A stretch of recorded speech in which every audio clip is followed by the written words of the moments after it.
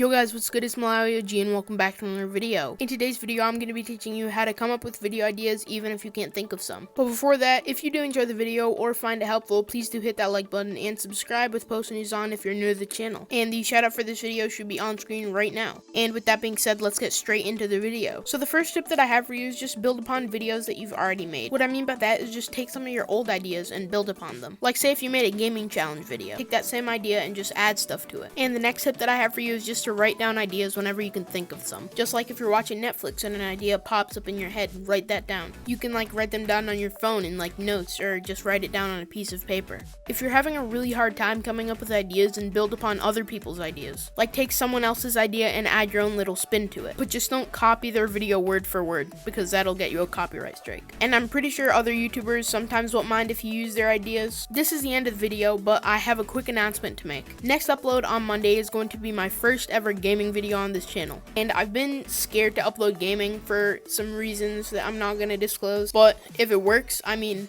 let's go. Thank you guys for watching. I'll see you guys in the next upload.